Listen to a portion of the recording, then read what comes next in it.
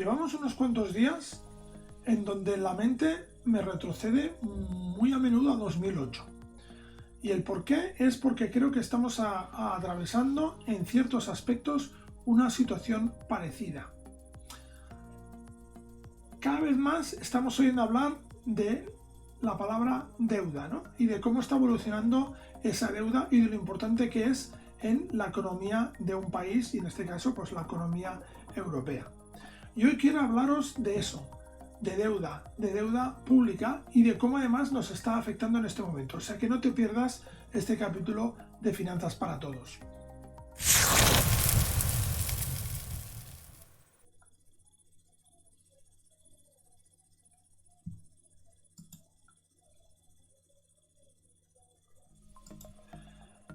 La deuda es una de las piezas fundamentales en la economía de un país y una de sus fuentes de financiación, como te vamos a explicar. En el capítulo anterior de Finanzas para Todos os hablábamos de la financiación pública, es decir, de dónde sale el dinero para pagar los servicios públicos. Todos entendemos que un Estado provee a sus ciudadanos de determinados servicios de forma pública, de forma, no me gusta decir gratuita, pero al menos que no tiene coste directo para los ciudadanos en el momento en que consumen ese servicio, ¿no? Y eso es para garantizar que todo el mundo tiene un mínimo de servicios básicos cubiertos. Esto, como os he dicho, no es que sea gratis, es que lo paga el Estado. ¿Y cómo lo paga? Pues principalmente lo paga con la financiación que tiene el propio Estado, que es los impuestos, es decir, estas cantidades, esas tasas o esos impuestos que nos cobran anualmente por también determinados servicios y que sirven para mantener toda esta estructura de gasto. Pero ya desde hace bastante tiempo para aquí el problema que tenemos es que estamos gastando por encima de nuestras posibilidades, una frase que está muy de moda últimamente. Y eso quiere decir que cada año estamos gastando más de lo que ingresamos. Así que hay que buscar nuevas formas de financiación. Forma parte de otro debate el intentar dirimir por qué recaudamos menos impuestos o cuál es la manera de optimizar esa recaudación de impuestos para recaudar más. Y eso, como digo, es un debate aparte. Pero mientras eso no sucede, la mayoría de estados optan por una alternativa a la financiación del gasto público, que es la emisión de deuda. En el capítulo anterior hablamos de impuestos, hoy por lo tanto hablaremos de deuda. ¿Qué es la deuda pública? Bien, pues la deuda pública es como la deuda privada, es decir, el Estado lo que hace es pedir prestado y lo pide prestado a los mercados. Evidentemente no pide las cantidades que puede pedir un particular, por lo tanto la dimensión es diferente, pero el mecanismo es exactamente el mismo. Lo que hace es pedir prestado. En vez de pedir préstamos, lo que hace es, el Estado lo que hace es titulizar esa deuda, de manera que lo que hace es emitir bonos, y esos bonos los vende. ¿Qué es un bono? Un bono es un instrumento financiero que te da derecho a cobrar un interés durante un cierto periodo de tiempo en el que tú lo que haces es prestar un capital al emisor de ese instrumento. Es decir, el Estado emite bonos por valor de 100.000 millones y lo que hace es captar 100.000 millones del mercado, que el mercado se lo presta a un determinado plazo de tiempo, 2 años, 5 años, 10 años, 30 años, a cambio de un tipo de interés anual. Estos son los bonos. Es decir, el Estado emite esa deuda, capta ese capital que le sirve para cubrir los gastos en cantidades en donde no llegaría por la recaudación de impuestos que tiene. Bien, esa es la situación. Es decir, año a año estamos emitiendo nueva deuda que nos sirve para pagar los gastos. El problema viene que, claro, esta deuda no es gratis, como os he dicho, hay que pagar un tipo de interés. Bien, el precio al que se vende esa deuda va en función de la subasta, es decir, cuando se emite deuda, como se prevé que pueda haber más demandantes que oferta de deuda, lo que se hace es una subasta para que sea el mercado el que dicte el precio de esa deuda.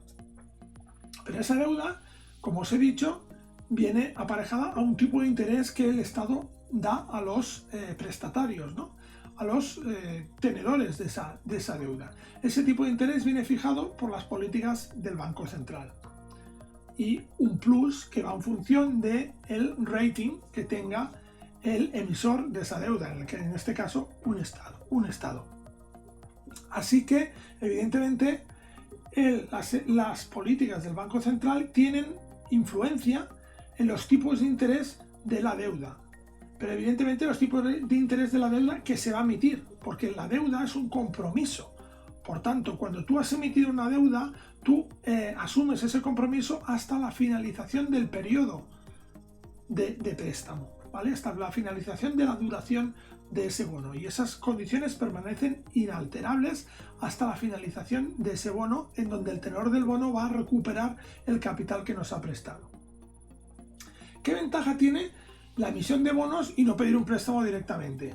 Pues bien, esto principalmente es por dar liquidez a los tenedores de la deuda, es decir, a la persona o entidad que te compra esa deuda, que te presta ese dinero, le das la facilidad de poder vender el derecho a recuperar ese dinero cuando a vencimiento en un mercado secundario y no tener que acudir a ti y no tener que devolverle tú ese dinero antes de tiempo.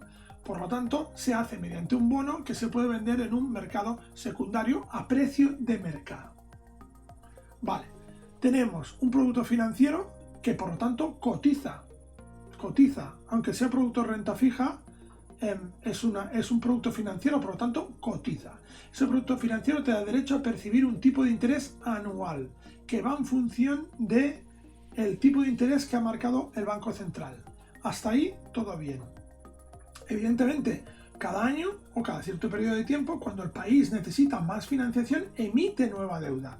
Y esa deuda la emite en función de las condiciones que en ese momento marca el Banco Central. Por lo tanto, nos podemos encontrar en un mercado en donde haya bonos emitidos en unas determinadas condiciones marcadas por el Banco Central hace 3 años o hace 5 años, porque son bonos a 10, 20 o 30 años, y una nueva emisión de bonos que hagamos en este momento adaptada a las nuevas políticas del Banco Central, que será con unas características completamente distintas a esos bonos que ya están emitidos. Y eso a veces causa tensiones en los mercados. Hemos visto lo que es una deuda y cómo funciona la deuda, en concreto la deuda pública. Pero ahora os voy a explicar el por qué es tan importante y por qué creo que la situación se asemeja a 2008 y en qué dinámica estamos entrando. Y para eso vamos a irnos a la actualidad, con la crisis financiera bancaria en Estados Unidos, de diversas entidades financieras que han tenido que ser rescatadas. Silicon Valley Bank, Silvergate, Signature Bank y ahora últimamente First Republic Bank. Todos estos bancos tocan diferentes sectores, pero tenían un denominador común, y es que tenían gran parte de sus activos invertidos en deuda. Y aquí va el problema. Como os he dicho, la deuda cotiza en un mercado secundario. Esa deuda, por lo tanto, yo la puedo traspasar a un tercero, la puedo ceder a un tercero a cambio de que él me pague lo que yo considero el valor que tiene esa deuda en el momento de la venta. Es evidente que el valor de esa deuda irá en función de varias características. Una de ellas es el tipo de interés que me da ese bono, porque el tenedor del bono es el que cobra el tipo de interés. Si yo vendo el bono a un tercero, yo ya dejo de cobrar ese bono y hasta el final, hasta el vencimiento de la inversión, el bono lo va a cobrar el que me ha comprado a mí el instrumento financiero, y además va a recuperar al final el capital él. Por lo tanto, me tiene que pagar el importe que yo considero justo para desprenderme de ese bono. Pero ¿qué pasa? No es lo mismo tener un bono al 0,50% en un entorno de mercado en donde el tipo de interés medio pues es ese 0,50, a tener un bono al 0,50 cuando el tipo de interés de los bonos nuevos que están saliendo al mercado es el 5%. Evidentemente la gente prefería el bono que le da un 5% anual. Por lo tanto, ¿qué pasa con los bonos anteriores que yo tengo que tienen una rentabilidad inferior a la rentabilidad que se está dando actualmente? Que bajan de precio en el mercado secundario.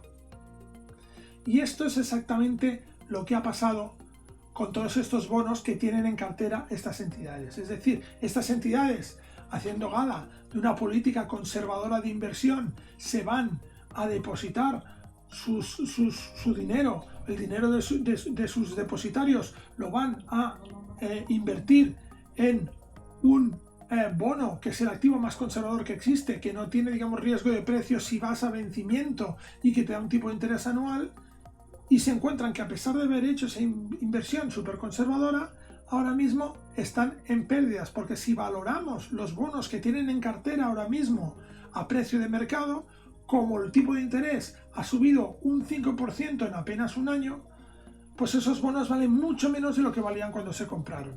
Y tiene pinta de que esto va a durar mucho tiempo. Así que la valoración de los balances, las existencias que tienen los balances de estos bancos, pues han bajado significativamente.